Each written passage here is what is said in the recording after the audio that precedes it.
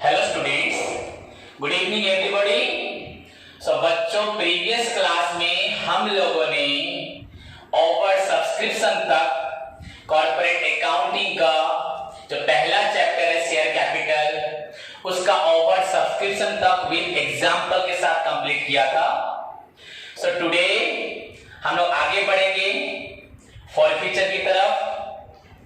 Previously हम लोग सब कुछ जान चुके हैं पूरा about how a company can raise finance by way of issuing share at par, premium as well as at discount during under subscription, how we can pass the entries during over subscription, what are the treatments, what are the extra things we have to do.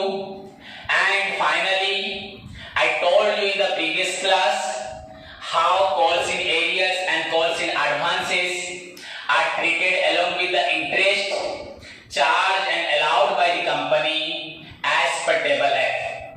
So this session, today's class, I am going to start forfeiture of shares. So बच्चों, today's topic is our forfeiture. Today's subject is forfeiture of shares. Forfeiture of share.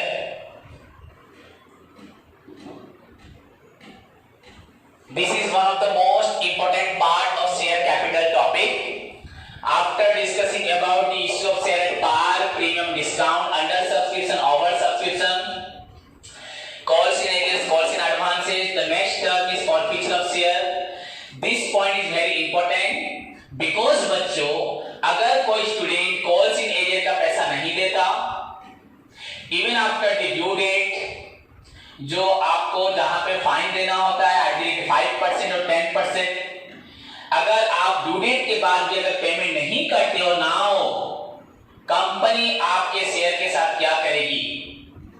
आपने application पैसा दिया है, आपने allotment शायद दिया है या नहीं दिया है, आपने कॉल स्टेज का पैसा नहीं दिया है, अभी आपका ड्यू डेट ओवर हो चुका है। अब कंपनी को आपके साथ क्या करना है?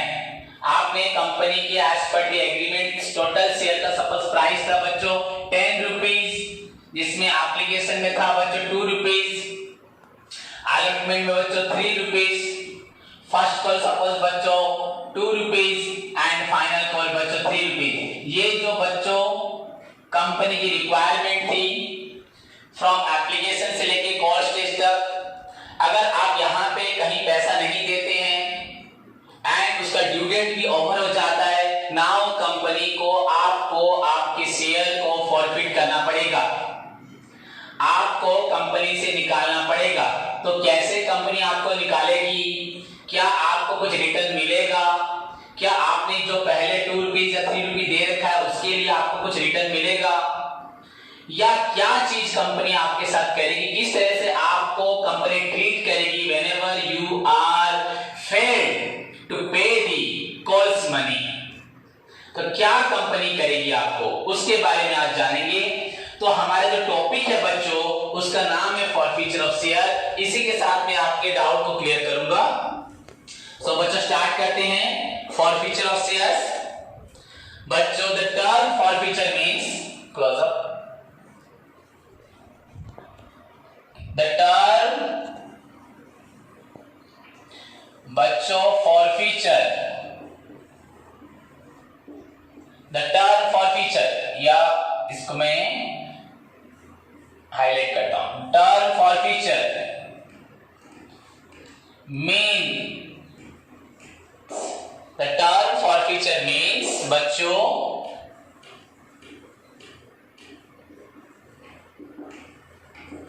cancellation of shares। तो बच्चों forfeiture मतलब आपने कंपनी की जो शेयर्स खरीदे हैं वो शेयर्स आपसे कैंसिल कर दिए गए, आपसे फिर से दोबारा ले लिए गए। The term forfeiture means cancellation of shares। बच्चों ध्यान से देखो, when a shareholder, बच्चों when a shareholder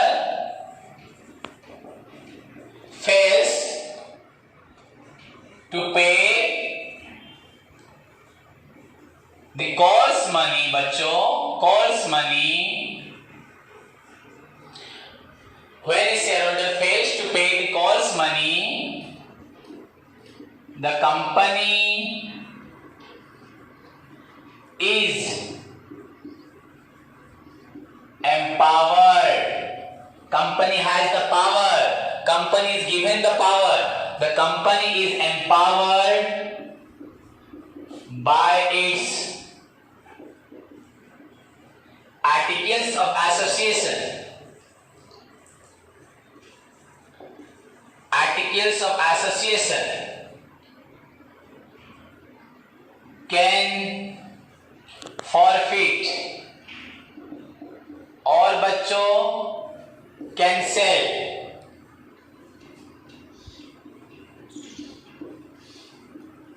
the share, मतलब ही शेयर, उसके शेयर को।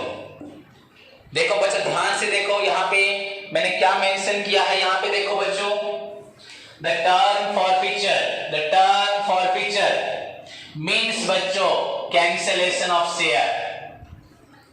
When such situations बच्चों arise, whenever a shareholder fails to pay, बच्चों this point is very important, fails to pay the calls money, जब एक shareholder calls money नहीं पे कर पाता, fails to pay the calls money, the company has the power, company is given power, company is empowered। Company के articles में बच्चों, articles of association AOA में मेंशन होता है, the company has the power can forfeit your share, आपका share company forfeit या cancel कर सकती है, उस इंसान का शेयर, कैंसिल हिज शेयर को फॉरफिट कर सकती है। दिस इज कॉल्ड बच्चों फॉरफिटर ऑफ शेयर। अगर आप एप्लीकेशंस, अलॉटमेंट, कॉल स्टेज होते हैं, अगर आप बच्चों कॉल्स का पैसा नहीं देते, अलॉटमेंट का पैसा नहीं दिया, कॉल्स का पैसा आप नहीं दे रहे, तो कंपनी को मजबूरन आपको कंपनी से निकालना पड़ेगा। आपका जो मेंबरशिप है, आपकी जो शेयर्स है, उनको मजबूरन कंपनी को फॉरफिट करना पड़ेगा। बिकॉज कंपनी को अगर 10 रुपीज चाहिए था, तो आप लोग अगर 2 या 3 ऐसे 5-6 रुपीज देके आप नहीं रुक सकते। Company will provide you some grace period. Even after such grace period, if you still unable to make the calls money, allotment money, तो after calls के बाद बच्चों the company is bound to forfeit your share, cancel your share, and that cancellation is known as बच्चों forfeiture of share. So the term forfeiture stands for cancellation of shares. When a shareholder fails to pay the calls money, the company is empowered by its article may forfeit its share, can forfeit its share, कर सकती है, चाहे तो उसकी मर्जी वो उसे forfeit कर सकती है। ओके बच्चों, now move to the second point देखते हैं, और forfeiture के बारे में क्या जानेंगे हम लोग। बच्चों इस forfeiture के लिए ध्यान से सुनो, point to be noted, the second paragraph में आपको लिख रहा हूं यहाँ पे। बच्चों there is no specific provision, there is no specific provisions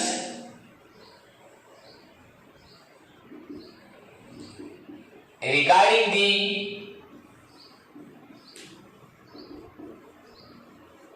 forfeiture of shares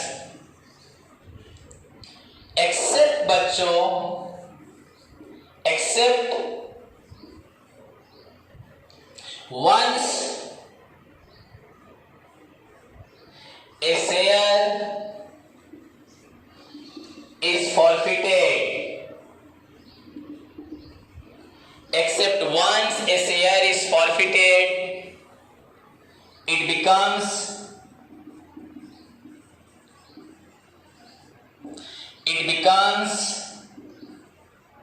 the property of the company, the property of the company,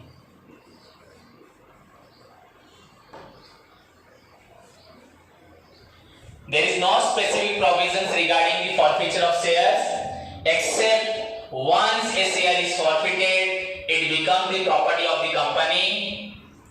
Property of the company. Okay बच्चों, and बच्चों उसके बाद क्या होता है? Such shares can be, company क्या करेगी तुम लोगों से शेयर लेके? Such shares can be sold at any amount. Such shares can be sold at any amount which the directors, बच्चों कंपनी के डायरेक्टर्स जो होते हैं, with the directors think fit, उनको जो अमाउंट सही लगता है उस अमाउंट में उसको बेच देते हैं। जो भी अमाउंट उनको सही लगता है उस अमाउंट में बेच देते हैं बच्चों। उसके बाद after the forfeiture,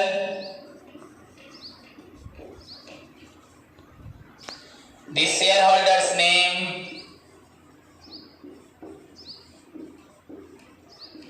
the shareholders name, बच्चों उसका नाम, okay, the shareholders name is बच्चों removed, struck, बच्चों ऐसे उसका नाम सपोज लिखा है रहीम, तो उसके नाम को काट दिया जाएगा, okay, his name is removed,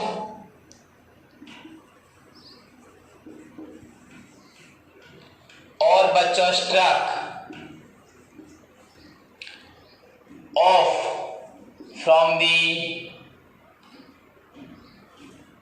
आप रिमूव लिख सकते हो, इजीली याद रहेगा, is removed from the register, छोड़ दो, रिमूव फ्रॉम द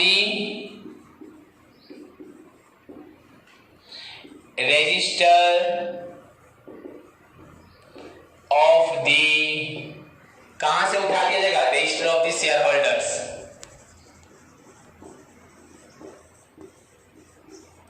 जो शेयर होल्डर्स के रजिस्टर होंगे उससे उसका नाम उठा दिया जाएगा।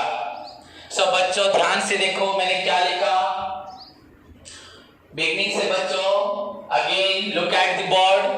बच्चों the term forfeiture stands for cancellation of share, cancellation of shares. It is happened कब होता है बच्चों?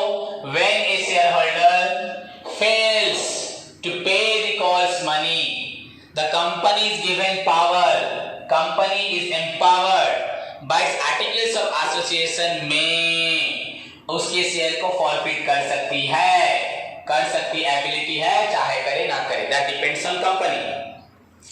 Now बच्चों there is no specific provision regarding the forfeiture of share. Forfeiture के लिए कोई स्पेसिफिक प्रोविजन नहीं है, बस हमें जानना है बच्चों except once a share is forfeited, एक शेयर अगर फॉरफिट होता है, it become the property of the company, ये कंपनी के पास आ जाता है, ये कंपनी की प्रॉपर्टी हो जाती है। एंड उस शेयर को बच्चों सच शेयर कैन बी सोल्ड, उसको कंपनी फिर से बेच देती है at any amount which the directors think fit, जो डायरेक्टर्स को ठीक लगता है उस अमाउंट में वो उस शेयर्स को बेच देती है। एंड फाइनली बच्चों द शेयर होल्डर्स नेम बच्चों कंपनी से काट दिया जाता है, स्ट्रक कर दिया जाता है, कंपनी से उसका नाम को हमेशा के लिए काट दिया जाता है। क्लियर बच्चों? अब आपको मैं थोड़ा एक्स्ट्रा चीज बताता हूं, इधर देखो ध्यान से।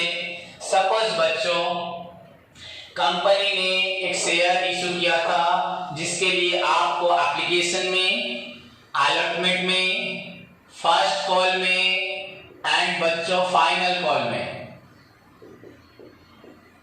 आपको एप्लीकेशन में, अलॉटमेंट में, फर्स्ट कॉल में एंड फाइनल कॉल में आपको पेमेंट देना था। सपोज बच्चों शेयर का प्राइस था 10 रुपीज,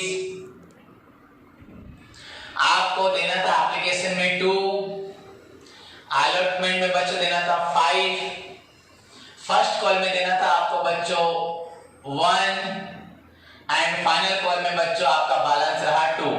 सो इस तरह आपको 10 रुपीज पेड करने थे। आपने कंपनी को एप्लीकेशन का पैसा दिया, आपने अलॉटमेंट का पेमेंट भी ठीक टाइम पे किया, आपने फर्स्ट कॉल का पैसा नहीं दिया एंड ड्यू डेट होने पर भी आपने पेमेंट नहीं दिया। तो फर्स्ट कॉल नहीं दिया तो आपने डेफिनेटली आपने सेकंड कॉल का पैसा या फाइनल कॉल का पैसा भी नहीं दिया होगा। सो आपने कंपनी को 10 रुपीज में से 7 रुपीज दिए एंड 3 रुपीज आपने नहीं दिया। द डिफरेंस जो रहा 10 माइनस 7 आपने 3 रुपीज नहीं दिया। तो 10 माइनस 7 आपने 3 रुपीज कंपनी को नहीं दिया। नाउ कंपनी ने आपको ग्रेस पीरियड दिया, उस ग्रेस पीरियड के बावजूद आप उस पेमेंट को क्लियर नहीं कर सके। सो कंपनी के पास आपको देने के लिए जितना भी समय था कंपनी ने दे दिया। जो भी कंपनी की तरफ से आपके लिए अलाउंस थे आपको कंपनी ने ऑफर दिए, पर आपने पेमेंट नहीं किया। तो कंपनी को तो अपने शेयर के लिए 10 रुपीज चाहिए। अब वो 7 रुपीज से क्या करेगी, वो 3 रुपीज कहां से लाएगी? तो कंपनी फाइनली डिसीजन लेके आपको कंपनी से निकाल सकती है। निकालने का मतलब बच्चों आपको इस 7 रुपीज के लिए, ध्यान से पॉइंट टू बी नोटेड, आपने जो 10 रुपीज में से 7 रुपीज दिया है, ओनली आपने 3 रुपीज नहीं दिया। तो इस 3 रुपीज ना देने के लिए या जो आपने मुझे 7 रुपीज दिया है, इस 7 रुपीज को मैं आपको फर्दर रिटर्न नहीं करूंगा। इनफैक्ट कंपनी आपको इसके ऊपर कोई भी return in the form of dividend नहीं देगी। You are completely rejected, cancelled, forfeited, your money is also forfeited. आपने जो 7 रुपए दिया था ये अब कंपनी का पैसा हो गया। अगर आप 10 रुपीज पेड करते तो आप कंपनी के दूसरे मेंबर्स की तरह शेयर होल्डर बनते एंड कंपनी के सारे जिस प्रकार की कंपनी के जो भी बेनिफिट्स हैं, एडवांटेजेस है, वोटिंग राइट्स हो, taking part in the management हो, कंपनी की अर्निंग को bye way of fixed dividend या इक्विटी शेयर होते तो अदर जो भी आपका जैसे फिक्स्ड डिविडेंड, वेरिएबल डिविडेंड जो भी होता बच्चों आपको मिलता। पर आपने जैसे कि कंपनी के पूरे शेयर का पैसा नहीं दिया, नाउ कंपनी आपको रिजेक्ट कर दिया एंड इस 7 रुपीज के लिए भी आपको कुछ भी नहीं मिलेगा। ये 7 भी नहीं मिलेगा, कोई रिटर्न भी नहीं मिलेगा। सो क्लियर बच्चों? अब ये 7 रुपीज किसका हो गया? कंपनी का हो गया। कंपनी को और कितना पैसा लेना था? 3 रुपीज लेना था। तो बच्चों कंपनी का प्रॉफिट कितना हुआ? 7 रुपीज। अब आप बोलोगे सर प्रॉफिट कैसे हुआ? बच्चों अगर मैं आप लोगों से 10 रुपीज लेता, अगर मैं आप लोगों से 10 रुपीज लेता, ध्यान से देखो, तो मैं आप लोगों से 10 रुपीज उधार लेता, ये कैपिटल होता, लायबिलिटी साइड में आता एंड मुझे एक ना एक दिन आपको ये 10 रुपीज देना पड़ता, विद हमेशा आपको मैं रेगुलर डिविडेंड देता। पर जैसे कि आपने बच्चों 7 रुपीज दिया और बाकी पैसा नहीं दिया, मैंने आपका जो अधिकार था 10 रुपीज, या आप बोलेंगे 7 रुपीज का अधिकार आपसे छीन लिया, आपको कंपनी से निकाल दिया। अब ये 7 रुपीज बच्चों मेरा हो गया, कंपनी का प्रॉपर्टी हो गया। ये 7 रुपीज कंपनी की प्रॉपर्टी बन गई, क्योंकि इस 7 रुपीज को कंपनी को किसी को रिटर्न नहीं करना है, इसके ऊपर कोई डिविडेंड नहीं देना, कोई हक नहीं रहेगा। सिंस आपने पूरा पेमेंट नहीं किया, आपको कंपनी से निकाल दिया गया। यहाँ पे आपकी मर्जी हो ना हो, it is the agreement, it is the rules, तो आपको कंपनी निकाल ही देगी। नाउ बच्चों कंपनी के पास सब एक ही शेयर था, सबको एक शेयर तो होता नहीं, ऐसे एक शेयर कोई 10 रुपए में खरीदे, पर बता रहा हूं एक शेयर, ये शेयर भी कंपनी के पास आ गया एंड 10 रुपए इसके साथ साथ कंपनी के पास 10 रुपए की जगह 7 रुपीज आ गया। तो कंपनी को अपना शेयर भी मिल गया एंड 7 रुपीज मिल गया। पर हाँ, कंपनी अगर 3 रुपए और ले लेती तो वो शेयर आपके नाम का हो जाता। तो जो भी हो बच्चों, ये शेयर किसी के नाम पे करना पड़ेगा। तो पहली बात, हम तो अभी फॉरफीचर पढ़ रहे हैं, तो फॉरफीचर से हमें मालूम पड़ेगा कंपनी शेयर होल्डर्स को फॉरफिट करती है। When a shareholder fails to pay the cost money, the company empowered by its articles of association can forfeit his share. तो कितना फॉरफिट किया, उसका कितना पैसा फॉरफिट किया? 3 rupees, 7 rupees, 10 rupees. This is answer is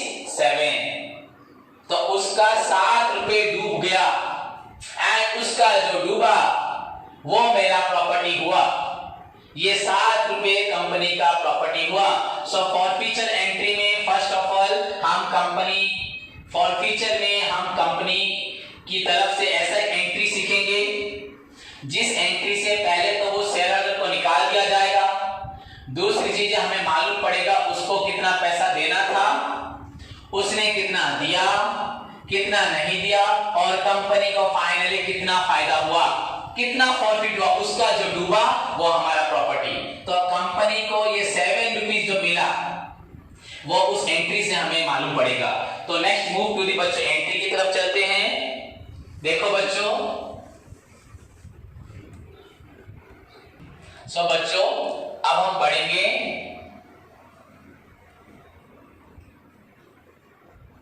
the following entry. बड़ा entry, आज तक आप ऐसा एंट्री नहीं पढ़े होंगे, सबसे बड़ी एंट्री तुम्हारे लिए। जितने भी ट्रीटमेंट हमने आज तक सीखा है कोई भी हमारे करियर में, ये आपका लगभग सबसे बड़ा एंट्री होगा और फ्यूचर में भी आएगा, पर ये बड़ा entry. The following entry is made at the time of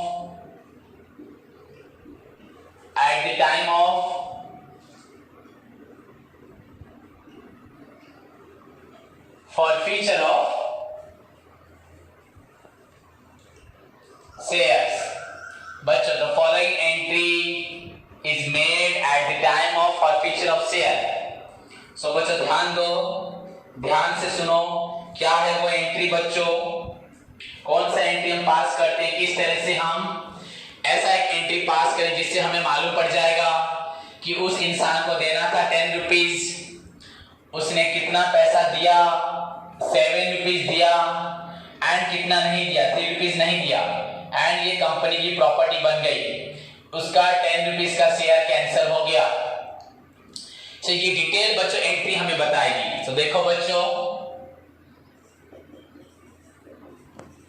ध्यान से देखो, फर्स्ट बच्चों हमेशा हम जब आपसे पैसा लेते हैं, कंपनी जब आपसे पैसा लेती है, तब एंट्री बच्चों होता है, हमने शुरू से पढ़ा है, bank account debited to share capital.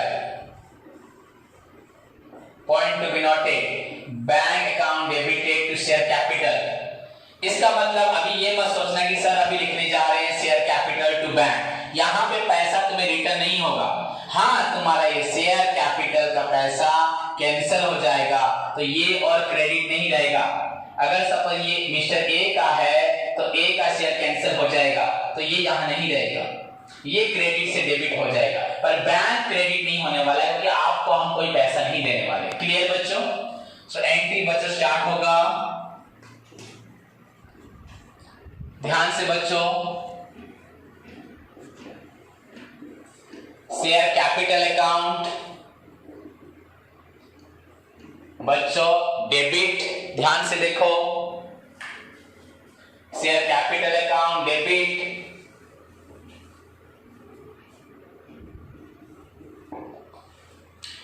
बच्चों ध्यान से देखो। नेक्स्ट सिक्योरिटी प्रीमियम,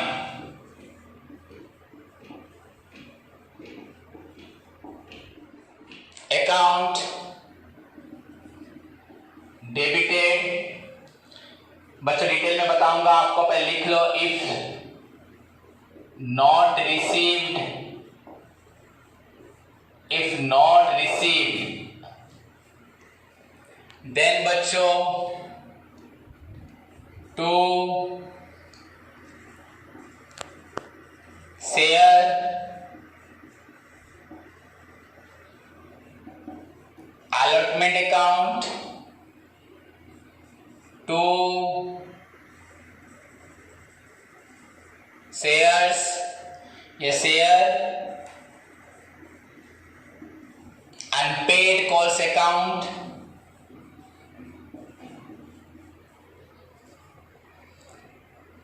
to बच्चों अगर डिस्काउंट होगा to discount on issue of shares account, discount on issue of share account, and finally बच्चों to share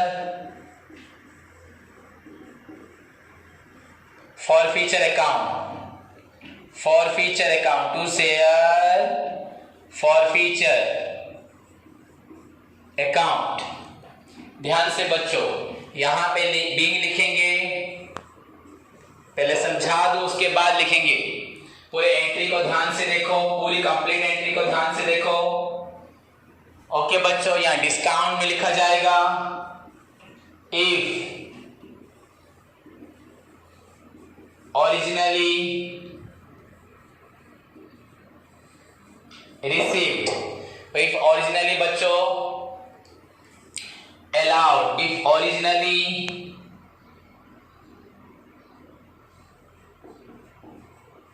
allowed बच्चों, if originally allowed।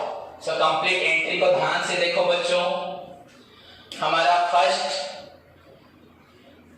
हमें आपको कंपनी से निकालना है तो आपका शेयर कैपिटल अकाउंट डेबिट होगा। सपोज बच्चों यहां पे हमारे शेयर का प्राइस है 10 rupees. Point to be noted बच्चों, ध्यान से सुनो। एंड कंपनी ने प्रीमियम किया था 2 रुपीज, तो शेयर का प्राइस बच्चों हो गया 12 रुपीज। तो अगर तुम लोग किसी भी हालत में कॉल्स पैसा नहीं देते, कहीं भी पैसा नहीं देते, तो कंपनी आपका कितना रुपए छीन लेगी आपसे, कितने रुपए के लिए आपको कैंसिल करेगी, 10 ना 12।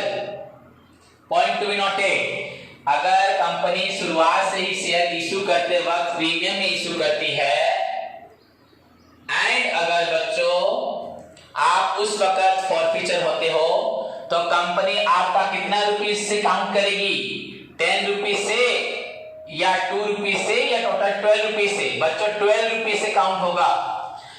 बच्चों जो दिस पार्ट जो है, ये जो ऊपर वाला पार्ट है, इसका मतलब है बच्चों कितना देना था, इसका मतलब बच्चों टू बी पेड, आपको कितना देना था, यहां पे 10, यहां पे 2, 12 रुपीज।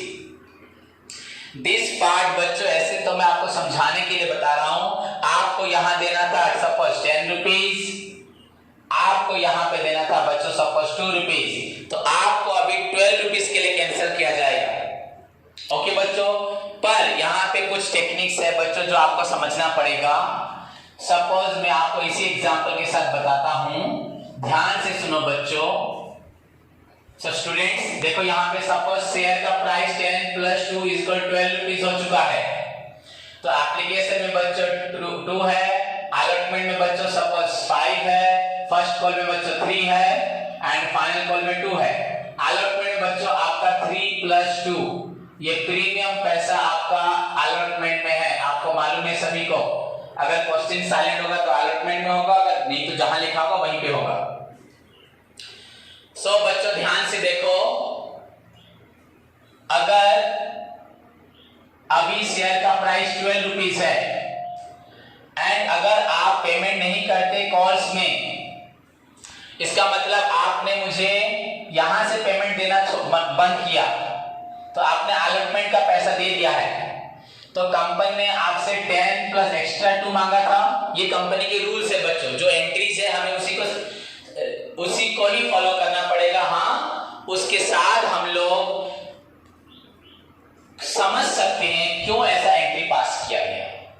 तो बच्चों आपका शेयर का प्राइस 10 था, प्रीमियम 2 था, पर बच्चों प्रीमियम का एंट्री हमेशा नहीं आता। यहां लिखा हुआ इफ नॉट रिसीव्ड, ये एंट्री इज नॉट कंपलसरी बच्चों, ये item is not compulsory debit में नहीं होगा।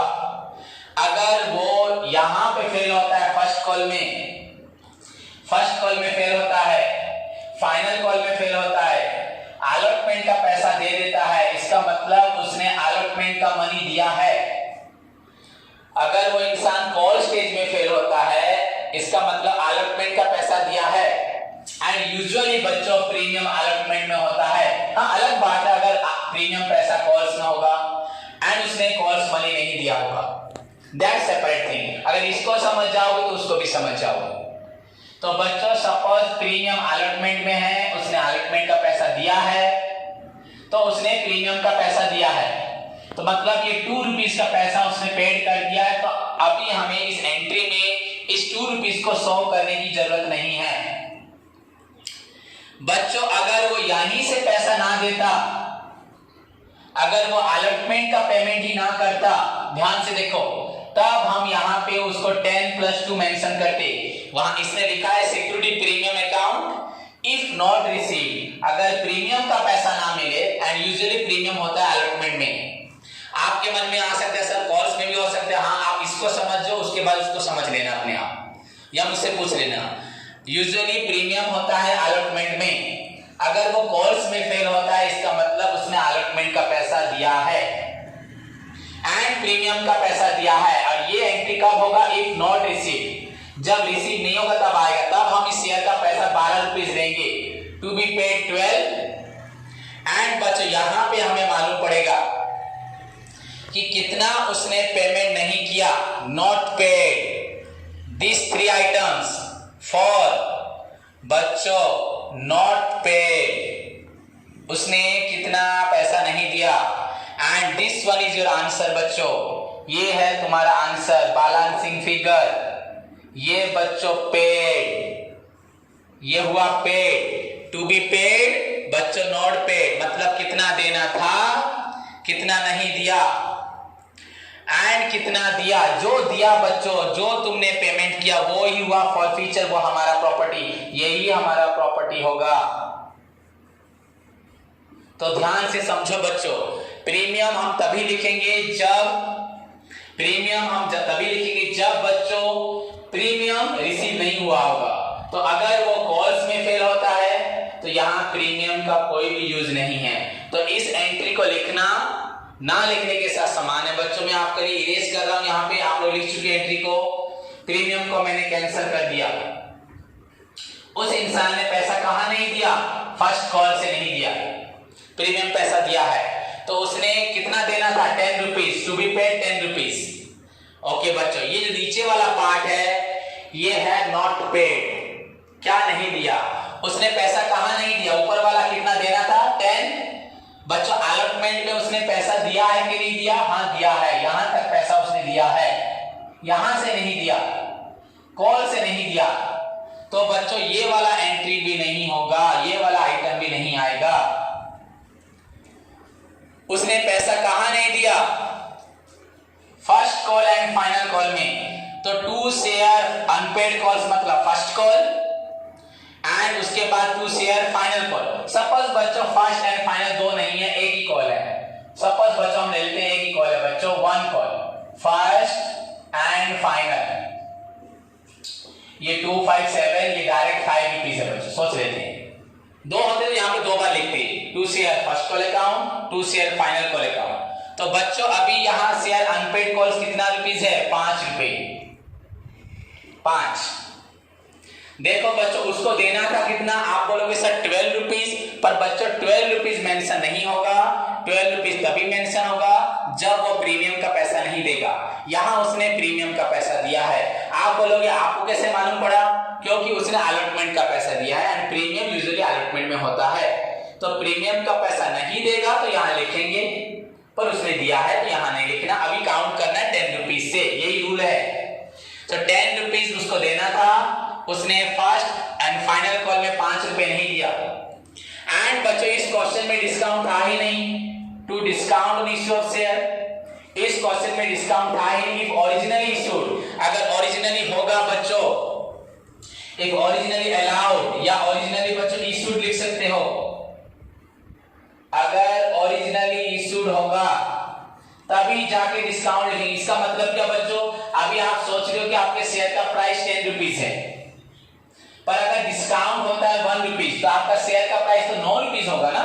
तो आप कहां से काउंट करेंगे? 10 रुपीज से या 9 रुपीज से? कि आपको टू बी पेड कितना करना था, 9 या 10? बोलो बच्चों 9 करना है, तो हम यहाँ 9 नहीं लिख सकते। 9 लिखना गलत हो जाएगा, पर ठीक होता है 9 लिखना। तो तब हम यहाँ पे 10 लिखेंगे, एंड यहाँ पे बच्चों लिखेंगे 1।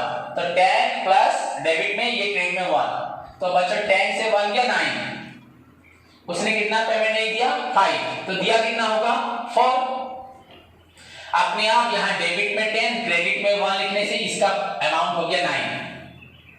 समझ गए बच्चों, कैपिटल डेबिट में 10 लिखा, डिस्काउंट 1 लिखने से इसका अमाउंट अपने आप हो जाएगा बच्चों 9। तो हमें यहाँ 9 लिखने की जरूरत नहीं है, अगर 9 है तो ऊपर डेबिट पार्ट में 10 और नीचे वाले पार्ट में 1 लिखना पड़ेगा, सो दैट आंसर अपने आप 9 हो जाएगा। क्लियर बच्चों, पर यहाँ पर हम ऐसे डायरेक्ट 9 नहीं लिख सकते, हमें डेबिट पे लिखना पड़ेगा। एंड फाइनली इस क्वेश्चन में बच्चों डिस्काउंट नहीं है, इस क्वेश्चन में बच्चों डिस्काउंट नहीं है। तो डिस्काउंट जब होगा तब आएगा, प्रीमियम होने से भी नहीं आएगा। अगर प्रीमियम रिसीव नहीं होगा तो आएगा, तब हम मतलब प्रीमियम पैसा अगर मिल जा रहा है तो वहां पे प्रीमियम को कंपनी बिल्कुल ट्रीटमेंट में लेती ही नहीं है, कंपनी उसको हजम कर लेती है अपने आप को आराम से, बिल्कुल उसके बारे में मेंशन भी नहीं करती। पर अगर डिस्काउंट होता है बच्चों, discount must appear so as to reduce the share capital amount. आपका जो कैपिटल 10 रुपीस था that will reduce because of discount, so 9 हो गया।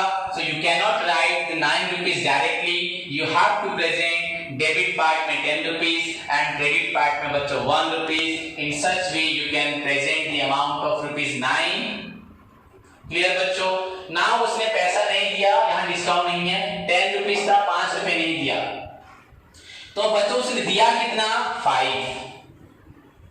कितना दिया बच्चों 5। देखो to be paid 10, not paid 5, so finally paid बच्चों हुआ 5। फाइनली पेड हुआ बच्चों 5।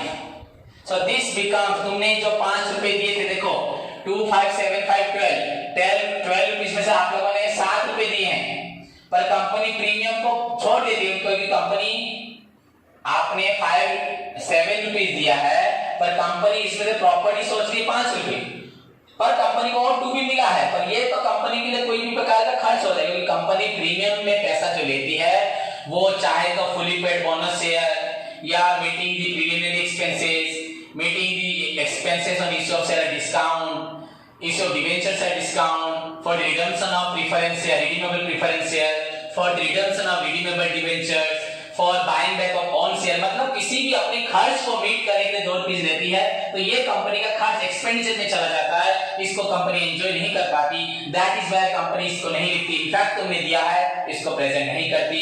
Company will treat you from ₹10 of which you paid 5, you not paid 5 and you paid 5, this 5 rupees become the property of the company and this 5 rupees is your forfeiture amount। आपका 5 रुपए डूब गया and आपका जो डूबा वही मेरा property बना, सो आंसर इज योर 5।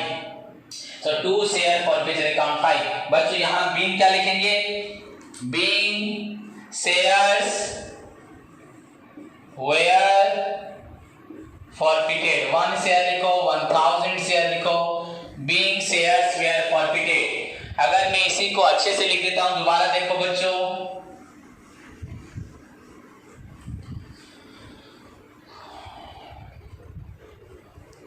ध्यान से देखो, फर्स्ट पार्ट हुआ share capital account debit 10 rupees, 2 बच्चों प्रीमियम नहीं आना, प्रीमियम नहीं आएगा तो अलॉटमेंट भी नहीं आएगा, अगर यहाँ प्रीमियम लिखेंगे तो अलॉटमेंट लिखेंगे। 2 शेयर, सपोज बच्चों फर्स्ट कॉल अगर मेंशन करते हैं 2 शेयर, बच्चों फाइनल कॉल मेंशन करते हैं या एक साथ मेंशन कर सकते हैं, आपकी मर्जी। अगर फर्स्ट फाइनल लिखा तो यहाँ 2 रुपीस या 3 रुपीस, जो भी उन्होंने 5 रुपए नहीं दिया, this is your not paid. And यहाँ डिस्काउंट नहीं है तो फाइनली क्या होगा, 2 शेयर फॉरफीचर अकाउंट बच्चों 5। मैं आपको इतने ध्यान से इसलिए पढ़ा रहा हूं क्योंकि बच्चों ये बहुत इंपॉर्टेंट पार्ट है। इसके बाद से हम नेक्स्ट क्लास से बहुत सारे एग्जांपल्स करेंगे, बहुत सारे प्रैक्टिकल प्रॉब्लम करेंगे एंड डिफरेंट मैनर्स में आपको सीखने को मिलेगा। तो बहुत जरूरी है बच्चों टू शेयर फॉरफीचर अकाउंट 5। तो ये 5 रुपीज आपका फॉरफीट हुआ एंड ये 5 रुपीज मेरा या कंपनी का प्रॉपर्टी हुआ। So being shares were forfeited, या किसी का शेयर होगा तो लिखोगे being shares of mister X Y Z, जो भी होगा were forfeited. So this is the final entry बच्चों, समझ में आया? अमाउंट के साथ देखो शेयर कैपिटल अकाउंट 10 था, आपने पेमेंट नहीं किया बच्चों, फर्स्ट कॉल में 2, फाइनल कॉल में 3, तो आपने पेड कितना किया बच्चों? 5। जो पेड किया वो कंपनी का प्रॉपर्टी और आपका लॉस हुआ। This is all about the share forfeiture. Any doubt बच्चों? क्लियर?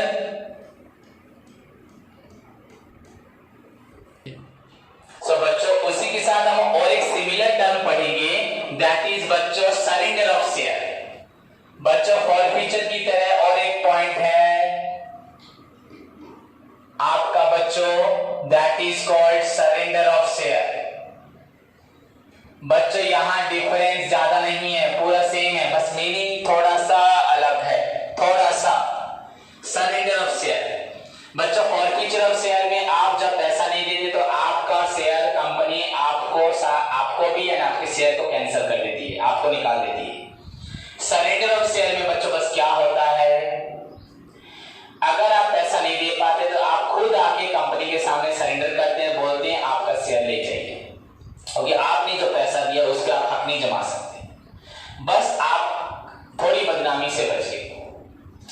बच्चों चोर को मैं पकड़ूं, उसको जेल में डालूं, या चोर आके खुद सरेंडर करे, डिफरेंस एक ही है, दोनों को जेल में जाना है, दोनों का पैसा डूबना ही है, बस डिफरेंस है यहाँ पे मैं प्रॉफिट करूंगा, आपको निकालूंगा, यहाँ आप खुद आके सरेंडर में, यहाँ आप खुद आके अपने आप को सरेंडर करेंगे।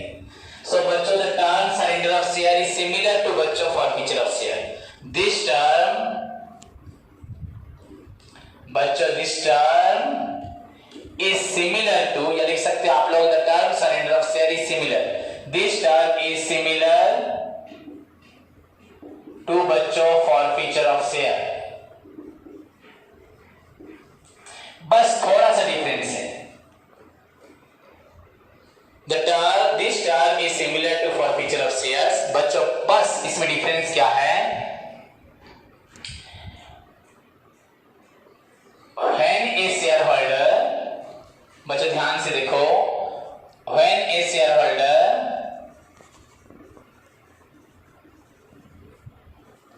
fails to pay the calls money and voluntarily returned his share to the company. When a shareholder fails to pay the cost money and voluntarily return his share to the company, बच्चों खुद return उसने कर दिया, हमने उसको नहीं मांगा, उससे नहीं छीना, सच voluntary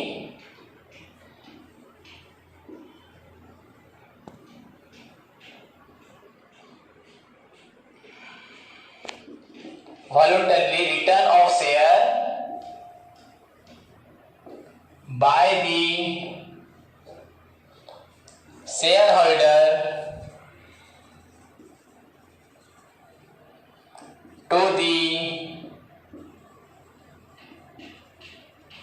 company himself.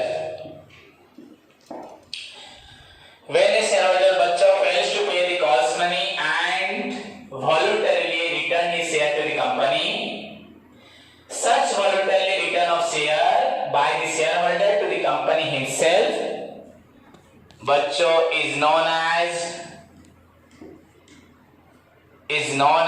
बच्चों surrender of share. So difference बस इतना ही है बच्चों, ट्रीटमेंट रिगार्डिंग पूरा सेम है बच्चों, there is no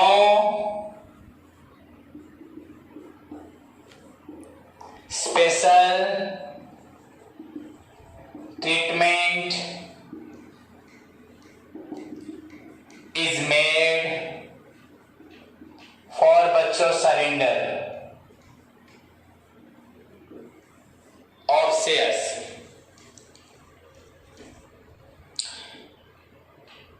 ओके बच्चों, तो ये कैसे ट्रीट होगा? It can B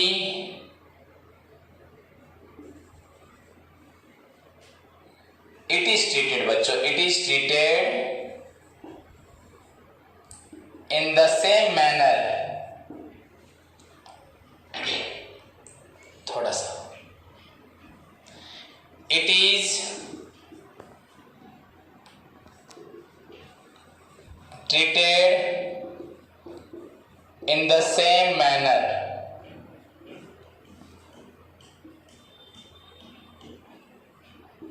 as